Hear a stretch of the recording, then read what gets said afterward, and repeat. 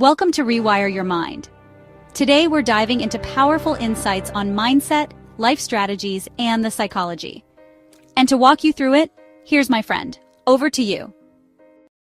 Today we're going to learn about 5 body language tips to command respect. Now, let's begin. The average person has 27 conversations a day. One might be with your boss, while another is just sending funny videos to your friend. Of those 27 conversations, how often do you actually listen? I mean, how many of those people do you take seriously? More importantly, how many of them take you seriously? You interact with people every single day, yet respect is something that you may rarely earn. So why do you think that is? There's 2 pretty common answers that get thrown around a lot. The first is that people won't respect you if you don't have any power. Just think back to those 2 conversations with your boss and with your friend. What makes the first so much more important than the second? Well, you care more about a conversation with your boss because they have power over you, but that doesn't mean you respect them. Plenty of people think their bosses are a few keys short of a keyboard, if you know what I mean, but they listen anyway. The second is that you lack something interesting to say. But if people don't respect you, why would they take the time to listen? You could have invented the first working time machine. Cool. But without respect, you may as well be sitting in a cardboard box pretending that you're Doctor Who. In other words, no one will care. There's one big reason why both of these strategies fail. Respect is almost entirely abstract. Just imagine you walk into work and you see a coworker that always disrespects you. They've been talking over and ignoring you for years, and well, you're just sick of it. So what do? You walk right up to them and you say, "Take me seriously." Do you think they actually will? No, because I'm willing to bet they'll just laugh. Respect is about using little things to communicate a larger message. You need to sell people the idea that you're worth respecting. So before you open your mouth, do something to make your words matter. Body language is a surefire way to earn the respect that you're looking for. The right body language convinces people to listen. It proves that you're worth believing and taking seriously. To ensure your words always carry weight, here are 5 body language tips to get you more respect. Number 1. The authoritative arc. Trust is one of the most important components of respect. Your credibility tells people whether or not you're worth listening to. They need to know that you aren't lying or trying to trick them. But how do you build trust with a complete stranger? Even if someone has no idea who you are, there are ways to create that instant bond. Think back to some of the greatest speeches ever given, like LBJ's The American Promise. The best leaders and speakers use more than just their words to inspire their audiences. They speak in a way that constantly communicates their credibility. While the speech itself provides information, their voice and their body language make the audience care. The key is to act out your message. In fact, congruency is often the first thing people look for. If you want to say something authoritative, then you need your voice and your body to read the same way. Many people don't realize the smallest inconsistencies can undermine their message. The most common problem is raising the pitch of your voice at the end of your sentences? No. The most common problem is raising the pitch of your voice at the end of your sentences. Better, right?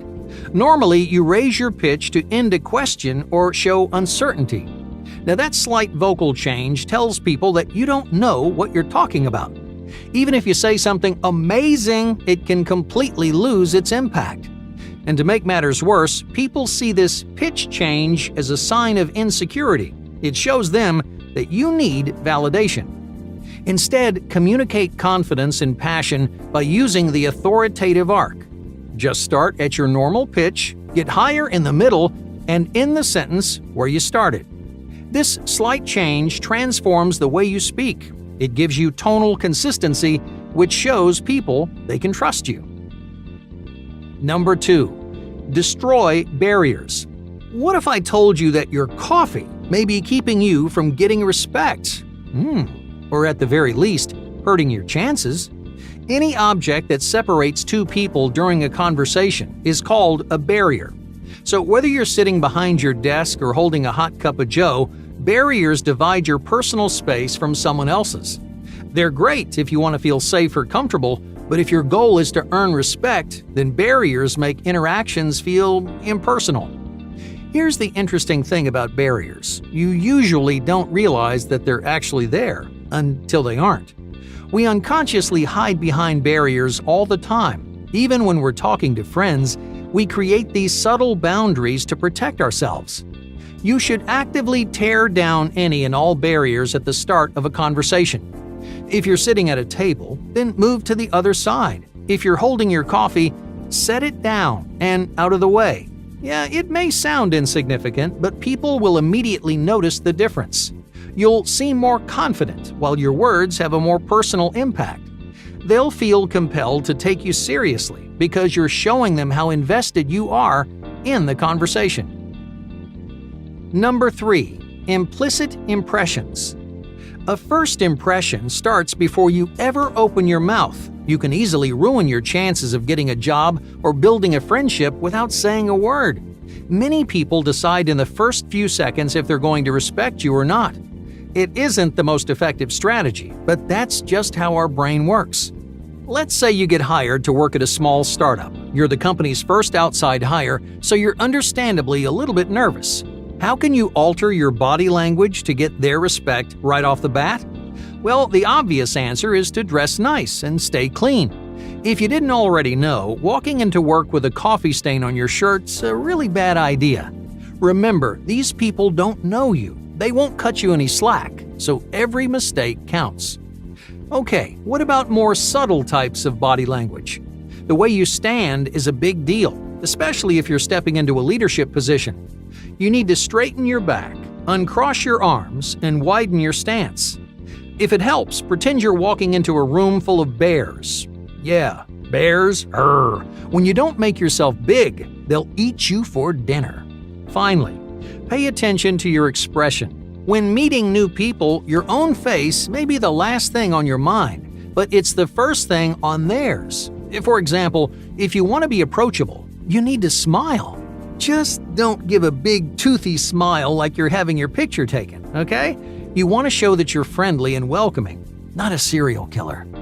If you can manage each of these nonverbal signs, then you can win people over in seconds. Number 4. Power cues. If you're not getting the respect you deserve, then you should use your body language to communicate vertical power. You may be the boss, but your certain physical features can unfairly undermine your authority. New leaders often struggle to be assertive, especially with veteran employees. They don't listen or take you seriously, which makes your job that much harder. Luckily, there are several subconscious techniques that you can use to solidify your position. For starters, increase the volume of your voice. Now, I don't mean yelling, because that can easily backfire. The last thing you want is a screaming match with an employee. Just simply raise the volume of your natural speaking voice while staying calm and polite. Honing in will have a similar effect. If you want something done, make eye contact with a specific person and use their name. General requests are often overlooked and ignored, while specifics create personal responsibility. No matter which techniques you use, consistency is key. Just like you want your words and actions to match, well, you can't be assertive one day and a pushover the next. If you aren't consistent, people will see right through you. Number 5. Follow the leader. Nonverbal encouragement is rarely talked about, but it's an effective way to pull people in. The logic behind this technique is pretty basic. You invest in them, so they invest in you. The best salesmen use this strategy all the time. Well, let's say you're trying to buy a car. You walk into the dealership and a stranger greets you like your childhood friends. They enthusiastically shake your hand and completely open themselves up. They mirror your body language and remove barriers. They gesture with their hands to show interest and passion. Even if they're talking about cars, they're using their body language to connect with you emotionally. So why does this work so well? When you form a bond with someone, they start to respect your opinions. Now, of course, None of this works if you're faking it. The more genuine interest that you show, the stronger connection you'll develop. Hey, thank you for watching.